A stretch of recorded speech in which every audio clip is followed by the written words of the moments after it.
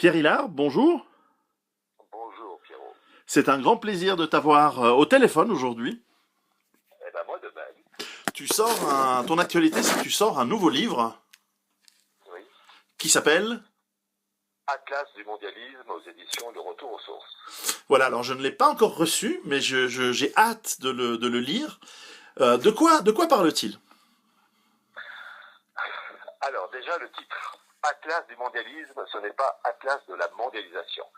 À ma connaissance, c'est la première fois qu'il y a un ouvrage de ce type, en tout cas en langue française, où j'ai voulu, à partir de sujets divers, reconstituer le puzzle, que ce soit la construction européenne, que ce soit le monde américain, le monde de la finance, le monde spirituel, enfin, et comprendre les origines profondes, l'évolution jusqu'à aujourd'hui, pour un sujet comme le mondialisme, que je distingue de la mondialisation. Mondialisation, c'est tout ce qui a trait aux échanges des biens, des personnes, des idées en fonction de l'évolution matérielle, mais de comprendre qu'une tournure d'esprit, se référant à des référents religieux et spirituels bien précis, a inévitablement des répercussions d'ordre matériel. Un exemple, j'ai un chapitre consacré à la régionalisation où je parle de la France, de l'Allemagne, du monde turc et des États-Unis.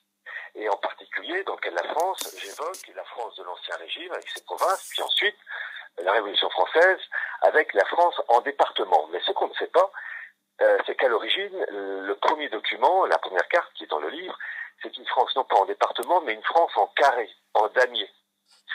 C'est-à-dire que c'était une France uniformisée, où l'homme qui habite Brest, Strasbourg, Clermont-Ferrand, Dunkerque ou Bordeaux est vu de la même manière. Un homme indifférencié, un homme déraciné, avec un jacobinisme complet. Et je montre, alors ensuite pour des raisons pratiques, ils ont érodé ces carrés, c'est des départements à cause des rivières, des montagnes, etc. Mais c'est ça l'esprit de créer un homme indifférencié et nomade. Et ce phénomène, qui est en particulier expliqué dans le livre d'Anarkasis Klotz, le révolutionnaire, avec son fameux livre La République universelle, qui est la version du XVIIIe siècle pour dire gouvernance mondiale, et qui, dans son livre, que je cite abondamment d'ailleurs, où il parle d'une gouvernance mondiale avec des blocs continentaux, l'Amérique, l'Afrique, l'Europe, etc., cette idée d'uniformisation des esprits, ça a touché aussi l'Allemagne. L'Allemagne, à l'origine, constituée de Länder, Bavière, Thuringe, Saxe, vraiment des entités historiques. Et au lendemain de la Première Guerre mondiale, tu as eu un juriste, un juif allemand qui s'appelait Hugo Preuss, qui a rédigé la Constitution de la République de Weimar. Et il voulait supprimer les Länder, ces entités historiques, pour mettre à la place une Allemagne en département, une Allemagne jacobine. Et dans cette affaire, c'était pas des départements, enfin le nom en allemand c'est Gauen, mais c'était le même principe. Il a échoué du fait de la résistance et particularisme, mais celui qui a réussi à mettre une Allemagne en département, c'est Adolf Hitler. Donc c'est très intéressant de voir que le nazisme a été un héritier d'un point de vue organisation administrative du centralisme avec destruction des entités historiques. Nazisme est un héritier de 89. Au même titre, dans un autre domaine, le communisme a mis en place des entités administratives dans la partie est de l'Allemagne qui s'appelait les Bezirke, c'est le même principe. Je rappelle que le communisme aussi était un héritier de la révolution de 1789, lorsque Lénine est arrivé à Petrograd, donc l'actuel Saint-Pétersbourg, dans son wagon. Eh bien, il y a un orchestre bolchevique qui était là pour l'accueillir et qui lui a joué quoi comme musique en 1917? La Marseillaise. Eh oui, il n'avait pas joué la Vieille Maria de Schubert. Bon, bref, voilà. Ce qui est intéressant, c'est que ce livre est donc dans la continuité de tes recherches et de tes livres précédents. Et dis-moi, en quoi est-ce si important de comprendre euh, ce mondialisme? En quoi cette idéologie, parce que c'en est une, qui nous impacte évidemment de plus en plus, est importante à comprendre? Qu'est-ce qu'on peut faire finalement? Ah, d'abord comprendre, c'est très simple. Le mondialisme, il veut notre peau. Faire de nous, d'abord, une réduction de l'humanité. On est trop nombreux pour eux. Deuxièmement, faire de nous des esclaves. Et en particulier, il y a un phénomène qui prend de l'ampleur d'ampleur, c'est le principe du transhumanisme. Et j'en parle aussi dans ce livre. Transhumanisme, c'est donc créer cet homme moderne, amélioré grâce à la technique. Tu as cet Américain qui est d'origine, je crois, sud-africaine, qui s'appelle Elon Musk, je me prononce peut-être mal son nom, mais je crois que c'est ça, qui vraiment favorise ce genre de projet. Et il y a une règle d'or, lorsqu'on s'intéresse à un fait, on doit toujours s'intéresser à la cause. Et ce principe d'un homme transhumaniste, favorisant le transhumanisme, à l'origine, cela remonte au XVIe siècle avec un rabbin, le rabbin Leuve, qui avait lancé le principe du golem, le fameux golem de Prague, c'est-à-dire une création, une sorte de parodie création d'Adam, fait de terre et d'argile, doté d'une force extraordinaire, avec des pouvoirs magiques, dépendant de son créateur, mais avec un golem qui pouvait aussi échapper à l'autorité de son créateur. Et le golem, c'est la version déjà transhumaniste. Et la situation actuelle, c'est qu'une version améliorée. Et pour les auditeurs, je peux leur dire qu'ils connaissent tous le golem de Prague, parce qu'en plus, j'ai mis le document dans le livre, parce que cela a impacté même les films. Le fameux film Star Wars avec Dark Vador, Dark Vador, c'est le golem de Prague. C'est en fait, tout le monde connaît le golem de Prague via Dark Vador. Dark Vador, il y a eu quelques petites retouches, mais c'est la réplique à 98%, 99% du golem de Prague. Donc c'est ça que j'essaie d'expliquer, l'impact, que ce soit politique pour des réformes administratives. Je citais tout à l'heure le cas des départements et puis des Gawen pour l'Allemagne. Eh bien, les eurorégions, dans le cadre de l'Union européenne, qui réunissent donc des régions de part et d'autre des frontières devenues défuntes, entre la France, l'Allemagne, la France, l'Italie, etc. Les eurorégions sont des entités artificielles qui sont les départements de l'Union européenne. Et ben là, pareil, j'explique pour le transhumanisme les origines profondes et les conséquences d'un mondialisme qui veut faire de l'humanité une humanité bigarrée, déracinée, une forme d'esclavage et au service d'une élite prédatrice qui poursuit un idéal pour choisir les mots les plus corrects, qui cherche un idéal de rédemption et de rétablissement d'un nouveau jardin d'Éden. Il suffit de lire pour cela les livres de Gershom Scholem pour bien le comprendre. Et donc ce n'est pas un projet récent, c'est un projet, une ambition qui a quand même une certaine durée dans le temps, une certaine persistance, et les gens qui en sont les vecteurs ont une certaine forte détermination. Oui, alors c'est un projet très ancien, et en particulier, pour comprendre l'esprit du mondialisme, si on avait vraiment à le définir, qu'est-ce que le mondialisme ? Le mondialisme, c'est un messianisme, et en même temps un enfer dirigé contre lui-même. Quand je dis un messianisme, et là je me réfère aux travaux de Gershom Scholem, mais aussi du rabbin Steinsaltz, du rabbin Ben Amozeg.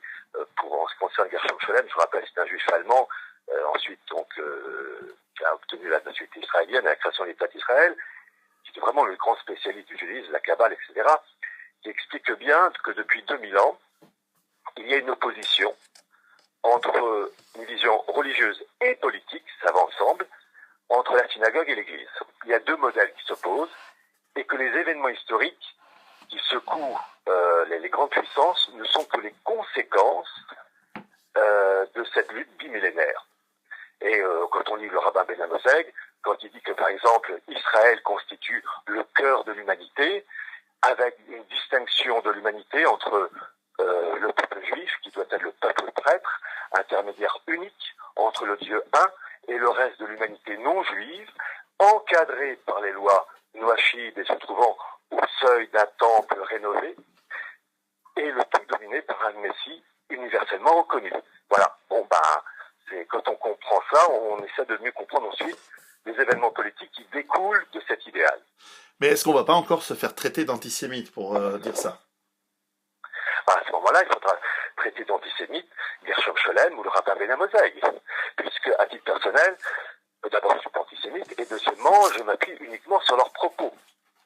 Donc à ce moment-là, il faut traiter d'antisémite ces gens-là. Non, ce sont des concepts, on y adhère ou pas, mais il faut comprendre la logique du système, avec ses implications. Un truc tout bête, j'ai eu l'occasion de l'évoquer lors d'une conférence. Par exemple, j'ai étudié la Kabbale, donc toujours grâce à HLM en particulier. Lorsque le président Macron a été élu, le jour de son élection, il y a eu la fameuse musique l'Ode à la joie de Beethoven et ensuite la pyramide en arrière-fond. Bon.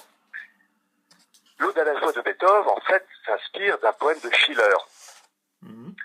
Et à un moment donné, Schiller, qui était donc un poète allemand du XVIIIe siècle, était imprégné de Kabbale. Quand il parle des Götterfunken, des étincelles de divinité, c'est directement issu de la Kabbale, du Dieu qui se cache au-delà de la voûte céleste et qu'on retrouve dans l'œuvre de Beethoven.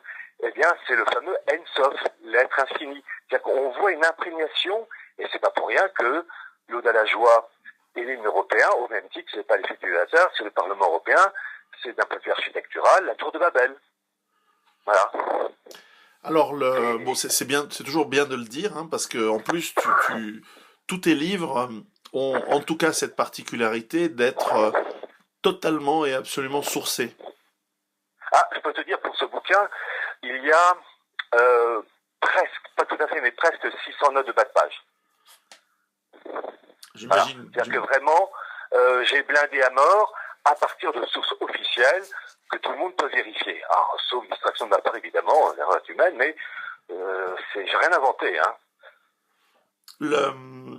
La conséquence de de ce mondialisme pour chacun d'entre nous, j'imagine qu'il peut prendre une forme de passivité et de désespoir, mais qu'y a-t-il, une fois qu'on a compris, quels sont à ton avis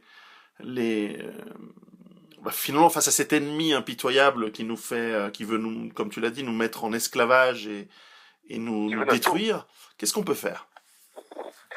Alors l'élément premier, c'est se former, c'est d'avoir des connaissances. Le drame de la situation actuelle, c'est que on est une poignée à être au courant de cela. Il n'y a pas de secret. Les Français seraient large majorité, seraient acquis, en tout cas connaîtraient l'arrière-fond de la boutique. Eh bien, nos ennemis ne pourraient en aucun cas agir. S'ils agissent, c'est que ils ont en face d'eux une masse française complètement décérébrée. C'est un exemple. D'ailleurs, je l'ai mis sur la quatrième de couverture de mon bouquin Atlas du mondialisme. Tu vois, cette fameuse fondation franco-américaine, la French American Foundation, qui a deux sites, un français et un autre américain. Ça a été lancé en 1976 par les présidents Ford et Giscard d'Estaing, et depuis 1981, ils recrutent dans ce que vous appelez les Young Leaders, cette élite, une sorte de promo chaque année, de personnes, comme ils disent, appelées à occuper des postes élevés dans le domaine politique, économique, journaliste, médias, militaire. Bon.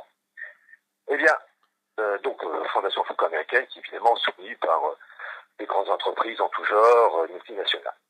Eh bien, si les Français avaient une véritable culture politique historique, ils auraient compris que Macron n'est qu'un produit du système qui succède à un autre produit du système, puisque François Hollande est un young leader de la promotion 1996 qui passe le relais à un autre young leader de la promotion 2012. Alors c'est intéressant de voir que Macron, young leader de l'année 2012, on retrouve dans le groupe Édouard Philippe, l'actuel Premier ministre, sur la même promo en 2012. Il suffit d'aller sur le site américain qui est bien plus riche en informations que le site français d'ailleurs. Donc si les Français connaissaient ça, ils diraient écoutez, il y a quelque chose qui cloche. Puis comment peut-on parler de souveraineté, de défense de la France quand on vient d'un système comme la Fondation franco-américaine qui est soutenu par les grandes multinationales. Et au même titre, face à Marine Le Pen, eh bien là aussi les Français auraient pu se montrer plus rétifs à l'égard de ses propos, puisqu'elle s'est alliée à Nicolas Dupont-Aignan, qui est qui est Young Leader de la promotion 2001. Et son nom n'est toujours pas enlevé, il suffit d'aller sur le site américain. Donc, quand on a une véritable culture politique historique, eh bien, on ne se fait pas berner. Et le problème, c'est que les Français n'ont pas de formation. Les Français, les Espagnols, les Italiens, voilà, c'est le genre humain qui n'est pas curieux. Donc, il est donc important, plus que jamais, de lire des livres comme le tien. Rappelle-nous... Surtout, vois-tu, que lorsque les événements vont arriver avec crise économique, financière, guerre civile, etc., on n'aura plus le temps de lire. Il faudra sauver sa peau, il faudra manger, boire et utiliser quelques lance-pierres pour repousser les quelques populations rebelles à nos idées. Donc voilà, il faut d'abord se former. Le jour où ça éclatera, ça va passer à autre chose. Oui, alors c'était ça un peu la question qui me taraude, c'est que ces gens qui évidemment sont maléfiques, mais qui sont en tout cas très intelligents, visiblement, Ah oui, euh, oui. semblent ne pas tenir compte de ce que moi, mais aussi beaucoup d'autres, euh, découvrent par leurs recherches, c'est-à-dire que nous sommes dans un système économique qui n'est plus soutenable et qui est à Oui. quelques années, non pas à quelques décennies, mais à quelques années de ce que j'appelle un Quelques effondrement mois économique, peut-être. mais certainement à des pénuries d'énergie, de sources Oui. de pétrole par exemple, de gaz, de terres rares, etc. Et que donc, soit finalement ils ont tout à fait prévu ce genre d'informations et donc ils vont lancer des guerres, mais qui détruiront leurs projets parce que le monde, s'il se réduit à ne serait-ce que de 50% de la population ou de 60 ou 80% de la population, on n'aura plus les moyens techniques parce que ce sera dévasté comme à la fin de l'Empire romain, les routes ne seront plus Oui. entretenues, on pourra plus prendre des avions, ils ne domineront plus rien. Or, ils peuvent pas être si bêtes de ne pas avoir pris ça en compte, ou alors ils sont tellement arrogants et aveugles qu'ils ont oublié ce petit détail, mais ça m'étonnerait. Donc, je sais pas quel est ton avis. Il y a une chose, c'est qu'on est sur Terre et l'imperfection existe même pour eux. Et je les vois volontiers aller jusqu'au bout, mais à un moment donné, rater, enfin, c'est Babel qui veulent construire, mais à un moment donné, les enjeux sont tellement importants, ils ne peuvent pas tout surveiller. Et l'imperfection, à un moment donné, ça va, pardonne-moi l'expression, leur péter à la figure. Et c'est là où nous, on devra agir lorsqu'ils rateront le coche pour profiter du désordre, d'abord pour sauver notre peau, puis essayer d'être la contre-résistance. On est déjà, mais là, ça sera une contre-résistance sur le terrain où le dialogue interculturel ne jouera pas. Il y a une expression dans mes montagnes ici en Suisse qui dit que même les serviteurs du diable vont être trahis par celui qu'ils servent. Et Alors, c'est tout je sais à pas fait ce que ça juste. t'inspire. En fait, ce à quoi on assiste, euh, je disais à un moment donné que le mondialisme, c'est un mécanisme, c'est l'enfer contre lui-même. Et l'enfer, qu'est-ce que c'est? C'est une hiérarchie d'anges déchus qui se voue entre une haine. Et au fur et à mesure qu'on monte dans la hiérarchie, le nombre d'anges déchus se réduit, la haine croît, et ils n'arrivent pas à s'entendre même s'ils sont dans les mêmes projets, dans la même finalité. Et c'est peut-être ça, et c'est même sûrement ça qui nous sauvera, quitte à d'ailleurs à le payer très cher, on va laisser des plumes largement, mais que ces élites mondialistes, d'abord le mondialisme est divisé contre lui-même. En fait, tu as des élites mondialistes qui s'opposent entre elles, que ce soit américains, enfin anglo-saxons, russes, français, allemands, etc., israéliens, ils se tapent entre eux pour le réglage, enfin la finalité du projet et la hiérarchie. Et se tirent entre eux, c'est peut-être notre chance. C'est pas un bloc monolithique.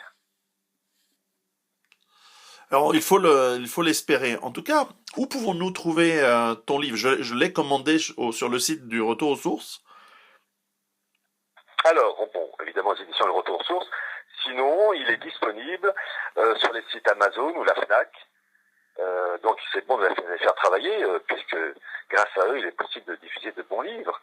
Et donc, on peut profiter en allant directement sur ces sites Amazon ou Fnac. Voilà, donc que les auditeurs ne se gênent pas et vraiment, ils comprennent que, alors je les préviens d'avance, il y a beaucoup de passages qui pourront les choquer. Je cite d'avance un exemple. J'ai trouvé, et surtout c'est intéressant, on est au 100e anniversaire de cet événement, nous avons eu la déclaration Balfour, et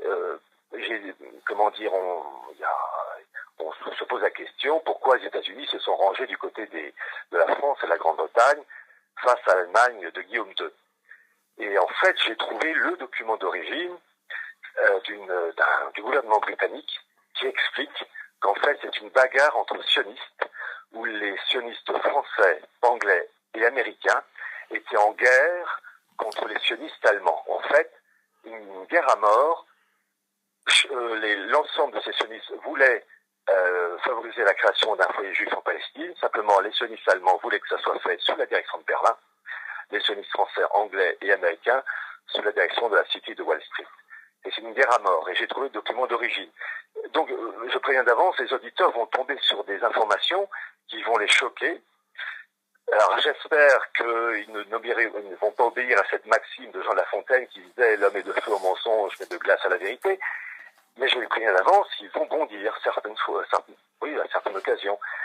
J'ai apporté des documents, des références qui risquent pas de les laisser indifférents. Moi qui suis passionné de la Première Guerre mondiale, je vais lire ça avec grand intérêt. Une autre de mes passions, ce sont les cartes géographiques. Le jour où tu me feras le plaisir de venir manger une fondue dans ma ferme, je t'en montrerai quelques-unes assez anciennes, mais enfin je suis un collectionneur amateur, pas avec peu de moyens. En revanche, j'ai cru voir dans ce que ton éditeur, notre éditeur, m'a montré, il y a des cartes dans ton livre qui sont absolument uniques. Ou tout cas que peu de gens ont vu jusqu'à présent. Par exemple, parmi les documents inédits, cartes inédites,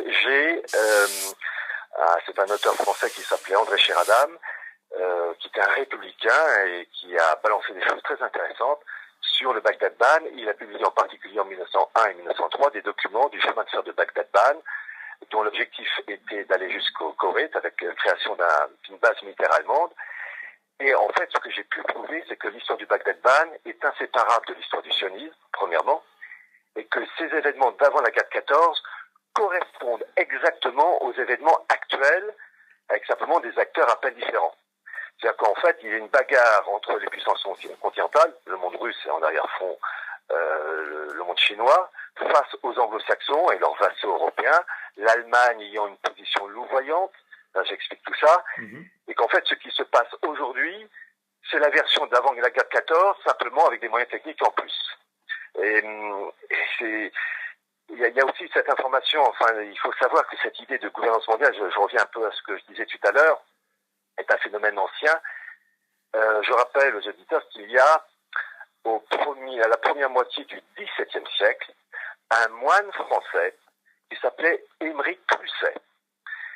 Un moine français qui était imprégné de Kabbale et de gnose, qui avait exprimé l'idéal d'une gouvernance mondiale réunissant tous les chrétiens d'Europe pour leur confession, les musulmans, les juifs, les perses, les Chinois et la Moscovie, comme il utilise cette expression, et la capitale avec une monnaie mondiale, libre circulation des biens des personnes, donc, je rappelle, première moitié du XVIIe siècle, et comme capitale de cette gouvernance mondiale, Venise,